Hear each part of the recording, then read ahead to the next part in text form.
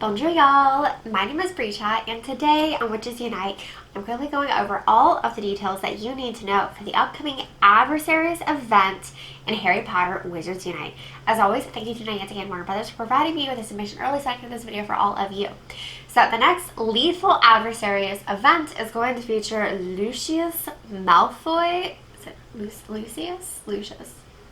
I haven't watched the movies in a long time. I just reread the books like every year. But yeah, Malfoy, the patriarch of the Malfoy family, will be featured during the next Lethal Adversaries Event.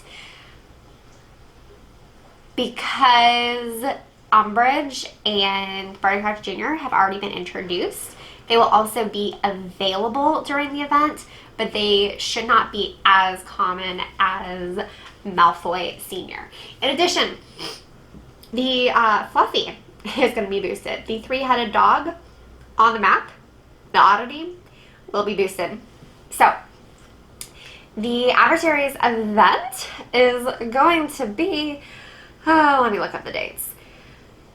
Friday, November 19th through Monday, November 22nd, starting and ending at 11 a.m. Pacific time. So this will be immediately after the Brilliant event. That is when the new Lethal Adversaries event will begin. We will have tasks and rewards, you know, like we always do. There will be plenty of gold to be earned. The rewards are better than what we had for the Dolores Umbridge event, but I forgot to pull up the rewards for the Barty Crouch Jr. event. I don't think they're as generous as what we had for that event. Also, I'm double checking what the free store pack is. The free store pack is 2 dark detectors, 2 edible dark marks, 3 healing potions, 2 stimulus potions, and 30 spell energy. So it's a good free store pack. Also, as far as paid store packs go, right now during the Brilliant event, I think it's the SOS bundle, 450 gold. You can get 10 silver keys, and then I forget how much spell energy. Normally, it's 5 silver keys and spell energy, and it's not a good deal at 5 silver keys. But at 10 silver keys, it's a great deal, especially if you have a lot of gold to spend right now, you know, because you get so many gold for defeating lethal adversaries. So you might want to go ahead and do that right now with the Brilliant event.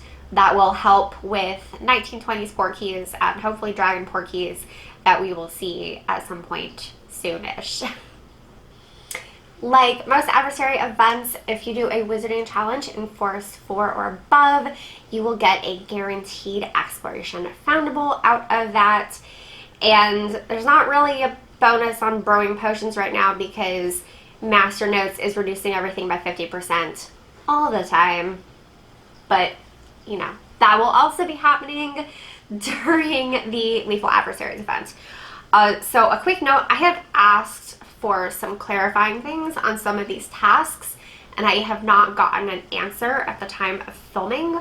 So check out the pinned comment. I will hopefully have an update there. If not, you can check out my article on Wizards Unite Hub. I will have that updated with the correct clarifying information on some of these tasks. You can follow along on my screen, tasks and rewards. Like the previous Lethal Adversaries events, we'll have 2 sets of tasks followed by a bonus assignment. So, first up we have use 1 edible dark mark, defeat 10 fierce Death Eaters, use 6 potions in adversary encounters, return 8 fragments from Lucius Malfoy page. You get pretty decent rewards for all of those things. And all of that is pretty self-explanatory except for the Fierce Death Eaters. I assume that means Fierce Death Eaters in a Wizarding Challenge. However, it could also mean one of the guards in the Lucius Malfoy chain, because I'm guessing a Death Eater is one of the guards and it might be considered a Fierce Death Eater. But we'll find out. Alright, for doing all of that, you get Defense Against Dark Arts books, Wizarding XP, gold, and spell energy. Second set of tasks, defeat Narcissa Malfoy 6 times. I just got a notification, like literally, like 30 seconds ago. that she will be boosted as well. So she will be boosted among the feared adversaries. Earn 1500 challenge XP through wizarding challenges and or adversary chains. Pretty easy. Pop on a brain elixir and just play like you normally would. Deal 20,000 damage to adversaries. This will also be pretty straightforward because the stamina of the lethal adversaries is so high. You will only need to take out a few lethal adversaries in order to reach 20,000 stamina. In fact, you probably need to complete 2 lethal adversary chains, and you could also you'll do a fair amount of damage just defeating Narcissa Malfoy 6 times, even though she's a feared adversary and she's not as difficult as the lethal adversaries. So rewards are definitely elevated for all of these. We get 10 Snowdrop. I know a lot of you are excited about that. 4 healing potions, 3 strong single potions, so your individual rewards. And then for overall rewards, more defense against dark arts books, more wizarding XP, more gold, and more spell energy. The bonus assignment. Alright, so return 3 10-headed... Wow. Y'all, I am tired. Return 10 3-headed dogs, so that's Fluffy. It's possible that the 3-headed dog that is one of the foes in a feared adversary chain might also count. Defeat Draco Malfoy 6 times. He is one of the guards for Lucius Malfoy, if I'm not mistaken. I'm pretty sure that is the confirmation I just got. Yes, okay. Lola said that Draco is a guard for Lucius, so that's defeating him. Also, my thing about Death Eaters, she thinks only the adversary is going to count. So, the previous one on the Fierce Death Eater, it is probably the Death Eater who is a guard. That will count. Anyway, sorry, back to the bonus assignment. Return 6 Lucius Malfoy wand fragments. It's possible that will end up being reduced down at the last minute because we saw that happen with the Dolores Umbridge Lethal Adversaries event. And then finally, defeat Lucius Malfoy 3 times. That should be fairly straightforward. I live in a rural area and I don't get tons of map activity at home, and I still managed to complete the Dolores Umbridge event playing from my house. So if you have progressed fairly well in your advanced adversarial combat and you have sufficient potions, you should be able to complete the bonus assignment. For doing all of that, you get 3 spell books for each individual task, which is up from the previous event. And then the bonus rewards are the same. You get 5 defense against the dark arts books, 1,000 wizarding XP, 40 gold, and 30 spell energy. So the tasks and rewards seem fairly reasonable. One thing to keep in mind is that Lucius Malfoy will probably be more difficult than Barty Crouch Jr. or Dolores Umbridge. I think Barty Crouch Jr. had 4,800 stamina, so Lucius Malfoy should be even higher than that. And Dolores Umbridge, I think, was 4,200 stamina. So you just really need to be aggressive about using your healing potions. Like, I did not lose a single battle against Barty Crouch Jr., and then I guess I let my guard down with Dolores Umbridge because I lost a couple of times against her guards and once against her. So I think I lost 3 times total, which was surprising because I'm usually pretty good about using potions. I have over 80 healing potions. I'm not trying to hoard them, but if you get hit multiple times in a row, then you get knocked out. So Lucius Malfoy and his guards will be even more difficult. So have your potions ready to go and be aggressive with drinking those healing potions. I think at this point, the advice for doing an Adversaries event is pretty straightforward. We have had adversaries in the game for almost a year now, and yes, lethal adversaries are considerably more difficult, but the advice is pretty comparable. You want to have a good stockpile of potent stimula potions, maybe stronger stimula potions, and healing potions. Did I say wit sharpening potions? Yeah, also wit sharpening potions. You want to have plenty of spell energy. You want to have a good signal on your phone so that, you know, you don't have any issues with getting disconnected. If you're not getting adversaries at home, you can use edible dark marks, or you can go somewhere that has a lot of math activity. A college campus is always really good. Any sort of central downtown area of where you live is good. Parks, especially parks that have been around a while, not parks that are just a few years old. Those are a great place to find math activity. Really basic stuff. Also, of course, you want to work on your advanced adversarial combat.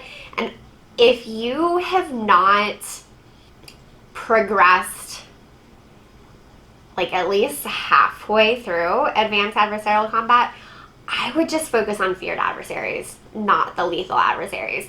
Because the lethal adversaries, the first guard in the entire lethal adversary chain, is more difficult than Narcissa Malfoy, who is the most difficult feared adversary. So if you're still struggling with Narcissa Malfoy, you're not going to be able to do any of the lethals without using a ton of potions. And honestly, even players who are at their 15 out of 15 nodes are still using tons of potions, because you cannot defeat them without using potions. Like, you're either using lots of healing potions, like everyone, even magizoologists, are using healing potions. And everyone, even Aurors, are at least using strong stimula potions stacked with wit sharpening potions, if not potent stimula potions, simply because of how high the stamina is for the lethal adversaries and all of their guards. Now, I know that some players are wanting to conserve their potions, like you have plenty of time, you have plenty of spell energy, but you don't necessarily have a lot of potions. And so one of the things I advised in my last video, and I advised in my last guide on Wizards Unite Hub, is that when you are starting a fight with a new guard, so of course there's the 3 guards in the final adversary in the chain, that you cast the Maxima spell without putting on a potion. Because yes, you will hit a lot harder if you have a potent and a wit with the Maxima, because, you know, it's just right. It's more powerful. It all works together to be more powerful. But if you're conserving potions, if you put the potent and the wit on after doing Maxima, then those will count towards the charges you need to refill the Maxima. They will not count if your Maxima bar is already filled. So it just depends on your play style, and if you're trying to conserve potions, or if you're trying to conserve time and spell energy. And of course, if you don't care about either, like, just do whatever, you know. Hit every single time and use all of your potions. It's fine. I gave that advice of waiting until after you cast your first Maxima for anyone who's trying to conserve potions, so that you get more, like, use out of those potions, not in that first hit, but they count in the charges for recharging your Maxima bar. Anyway, hopefully that makes sense. I feel like some of this is really confusing, especially without, like, breaking down a screen recording, but at this point, I'm so tired, and I'm still struggling emotionally with Wizards Unite ending, that I don't really want to do some of that harder stuff right now. And that's just where I am right now. So this is the advice that you'll get. Anyway, my written advice probably makes more sense, so just go to my article on Wizards Unite Hub. That's about all that I have for y'all today. As always, thank you so much for watching. Once again, thank you to Niantic and WUtubers for providing me this information. Really said I heard this video for all of you. That might be the fastest I've ever managed to say that. I'm pretty impressed. If you like this video, be sure to give it a big thumbs up. That tells YouTube that people care about my pink corner of the internet. If you want more Wizards Unite content in the next 2.5 months, subscribe to my channel. I will have event guides for every single event, and I will have some like other Harry Potter content. I have a few more videos from Conjuration to edit, and I have some other Hogwarts mystery videos to edit. I've also been doing the occasional spontaneous Harry Potter puzzles and spells live stream. So you will want to either follow me on Twitter or have notifications turned on YouTube if you want to check out those live streams, because they are very spontaneous, like on my end. Like, you know, I just feel like playing puzzles and spells for half an hour or 45 minutes. I'm going to do it with company. And I just go live and I play the game. But yeah, we have a good time here. And I appreciate all of you who are hanging out with me in this little magical Harry Potter part of the internet. So, yeah, that's it. If you've been wanting to support me in some other way, I do have a Ko-fi account. So you can go buy me a chai or a bottle of wine.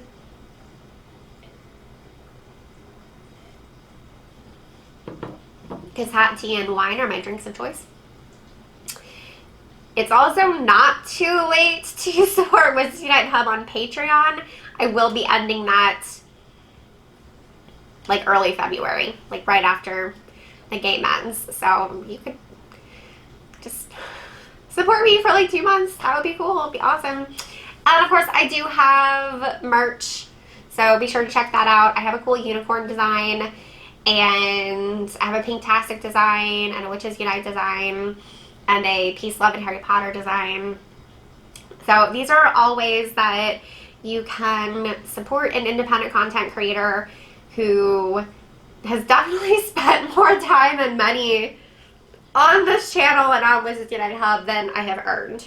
So, well, no, I've earned more from Wizards Unite Hub, but definitely on this YouTube channel, I've spent more money, like on new equipment and editing software and stuff like that. Okay, now I'm just going off on a tangent. This is what happens when I film at night. I just get really tired, and I just start talking. Like, blah, blah, blah, blah, blah. But yeah, that's it. Once again, thank you all so much for watching. Until next time, au revoir, witches.